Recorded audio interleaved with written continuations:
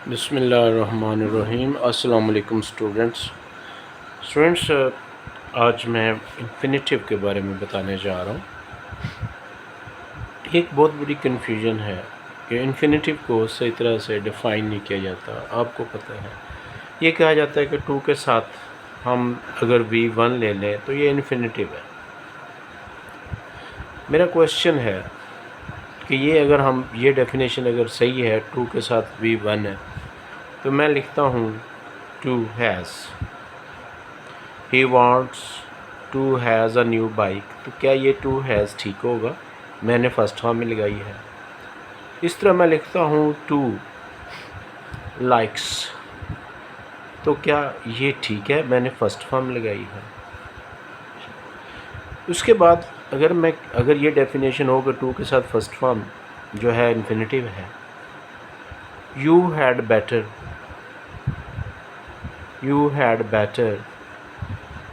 Leave. मैंने यहाँ पर टू तो नहीं लगाया, लेकिन ये मैंने एक इन्फिनेटिव ही यूज़ किया। तो फिर इसकी डेफिनेशन कहाँ फॉल करेगी? क्या इस डेफिनेशन में टू के साथ फर्स्ट फॉर्म ये वाली डेफिनेशन फॉल कर रही है? यू हैड बेटर लीव, यहाँ पे भी तो मैंने इन्फिनेटिव यूज़ किया है। तो इसलिए कि ये एक ऑथेंटिक डेफिनेशन नहीं। एक्चुअली इन्फिनेटिव है क्या? मैं इस वीडियो लेक्चर में सिर्फ इतना बताऊंगा कि इन्फिनेटिव है क्या। इन्फिनेटिव को नॉन फिनिट वर्ब भी कहते हैं। अब एक क्वेश्चन रेज होता है कि नॉन फिनिट और फिनिट वर्ब क्या होता है? जो नॉन फिनिट वर्ब है, non finite verb has no past और present form. Non finite verb के पास ना ही तो पास्ट फॉर्म होती है और ना ही प्रेजेंट, क्योंकि इन्फिनेटिव नॉन फिनिट वर्ब है। इसको हम इन्फिनेटिव भी कह सकते हैं, इसको नॉन फिनिट वर्ब भी कह सकते हैं, क्योंकि यहाँ पे मैंने प्रेजेंट फॉर्म यूज़ की थी, एस फॉर्म, यहाँ पे भी एस फॉर्म है। तो ये क्योंकि हम नॉन फिनिट वर्ब की बात कर रहे हैं जिसके पास प्रेजेंट या पास्ट तो है नहीं है, तो लिहाजा ये रॉन्ग है। अच्छा, यहाँ पे अगर मैं कहता हूँ टू वेंट, तो ये भी रॉन्ग इसलिए है कि पास्ट फॉर्म भी नहीं है इसके पास, जो नॉन फिनिट वर्ब है। नॉन फिनिट वर्ब प्रेजेंट या पास्ट फॉर्म में नहीं होता, ये इन्फिनेटिव होता है। इन्फिनेटिव फॉर्म ऑफ वर्ब होती है। इन्फिनेटिव फॉर्म ऑफ वर्ब वो क्या है? वो है base form of verb. Base form of verb जिससे बाकी सब फॉर्म्स बनती हैं। इस बेस फॉर्म से बाकी सब फॉर्म्स वर्ब की बनेंगी। जैसे मैं कहता हूँ लीव है, मेरे पास वर्ब है लीव, ये मेरे पास इन्फिनेटिव फॉर्म है।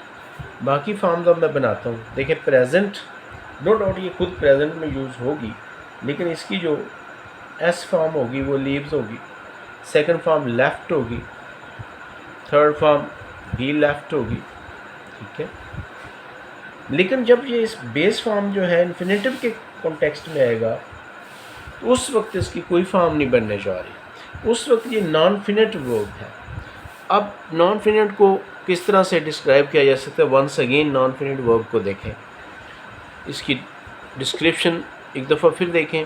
ये डेफिनेशन लिखी है मैंने। It is not limited to the number and person of the subject, it is treated as a non verb, यानी कि ये नॉन का फंक्शन कर रहा होता है। Limited to the number and person of the subject, इसे कोई गर्ज नहीं है कि इसके पीछे आने वाला जो सब्जेक्ट है उसका नंबर प्लूरल है या सिंगुलर है, इससे पीछे आने वाला जो सब्जेक्ट है वो थर्ड पर्सन है या फर्स्ट पर्सन है या सेकंड पर्सन है, उसकी फॉर्म वही रहनी है। नॉन फिनिट वर्ब की फॉर्म कभी चेंज नहीं होती। देखिएगा, जब वो as a non finite verb use हो रहा है, he wants to go abroad. अब ये ही की वजह से वांट्स तो आ गया है। अब फिनिट और नॉन फिनिट वर्ब की डेफिनेशन यहाँ क्लियर हो जाएगी। टू गो, यहाँ पे उसने एस फॉर्म नहीं ली, टू गोज नहीं लिया, क्योंकि ये लिमिटेड नहीं है पर्सन से। इसे पर्सन, फर्स्ट पर्सन या थर्ड पर्सन सिंगुलर से कोई गर्ज नहीं है। नॉन फिनिट है। अगर फिनिट होता जैसे वांट्स है, ये फिनिट वर्ब है। अब ये लिमिटेड है, ये बाउंड है, ये फिनिट है इस पर्सन से। ये सिंगुलर पर्सन था, ठीक है, थर्ड पर्सन सिंगुलर है तो ऐसे लगाना पड़ा, लेकिन ये बाउंड नहीं है, ये फिनिट नहीं है, ये नॉन फिनिट है। इसी को देखें, इसी एग्जांपल को, दे वांट टू गो। अब कोई चेंज नहीं आई, यहाँ चेंज आई है क्योंकि ये चेंज हो रहा है। ये फिनिट वर्ब है। फिनिट क्यों है? ये सब्जेक्ट से बाउंड है। सब्जेक्ट प्लूरल होगा तो इसके एस के बगैर आएगा, सब्जेक्ट सिंगुलर होगा तो एस फॉर्म आएगी। यहाँ चेंज आई है, लेकिन आपने देखा to go, they want to go abroad for higher studies. और जो होता है इन्फिनिटिव यूज़ भी पर्पस के लिए होता है। They want to go abroad for higher studies, क्यों जाना चाहते हैं? आला तालीम के लिए बाहर जाना चाहते हैं। इसका पर्पस होता है और नॉन भी। और ये एज ए सब्जेक्ट भी यूज़ हो सकता है, एज ए ऑब्जेक्ट भी यूज़ हो सकता है। उसकी वजह ये है कि ये नाउन का फंक्शन कर रहा होता है, ठीक है। To join this company was my ambition, was my passion.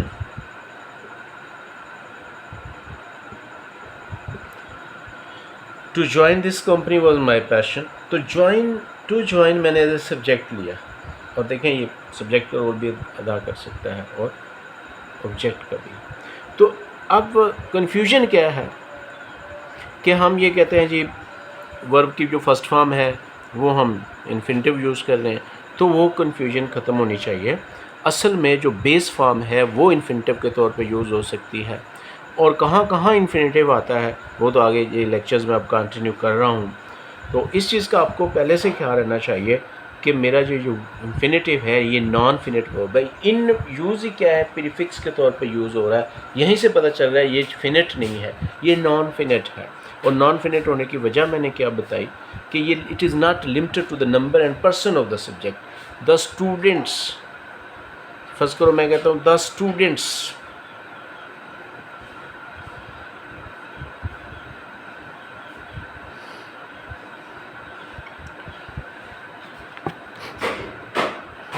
want to play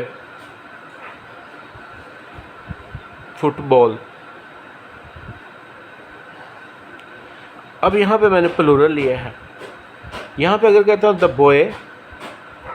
boy wants, अब मैंने यहाँ पे एस तो चेंज हो रहा है, लेकिन यहाँ सिंगुलर यानी नंबर है, यहाँ प्लूरल नंबर है, तो सिंगुलर हो प्लूरल हो इस पे कोई असर नहीं है। और ये इंपॉर्टेंट बात आपने ज़हन में रखनी है। अब कहते हैं ना will, shall, may, might, can, could, would, should के साथ विल है या शैल है या कुड है, कैन है, हैव, इन सब के साथ कहते हैं हैज़ नहीं यूज़ होता। इन सब के साथ डायरेक्ट हैड नहीं यूज़ होता। उसकी वजह क्या है? वो इन्फिनिटिव्स है।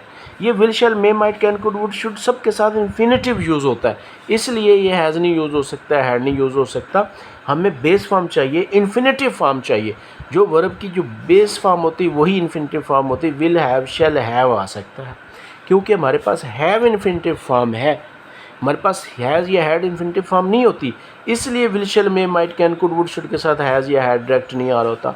हाँ, हैव के साथ आगे जाके थर्ड फॉर्म की शक्ल में हैड आ सकता है, कोई इशू नहीं है। हैव के साथ थर्ड फॉर्म आ जाएगी, हैव अपने स्ट्रक्चर्स लेगा। लेकिन कभी आप हैज़ लगा हुआ क्यों नहीं देखते? क्या रीज़न है कि will, shall, may, might, can, could, would, should के साथ हैज़ यूज़ नहीं होता? उसकी रीज़न ये होती है कि ये जो मॉडल ऑक्सिलरी वर्ब्स हैं ये इन्फिनिटिव अपने साथ लेते हैं। इनके साथ हमें इन्फिनिटिव फॉर्म ऑफ वर्ब चाहिए होती है, इसलिए हैज़ नहीं देखेंगे आप, इसलिए लाइक्स नहीं देखेंगे, एस फॉर्म नहीं देखेंगे आप। Thank you students. Next video lecture में मैं आपको 6 फॉर्म्स ऑफ इन्फिनिटिव्स की जो 6 स्ट्रक्चर्स हैं जो आपने कभी पढ़े ही नहीं हैं वो मैं डिस्क्राइब करने जा रहा हूँ नेक्स्ट वीडियो लेक्चर।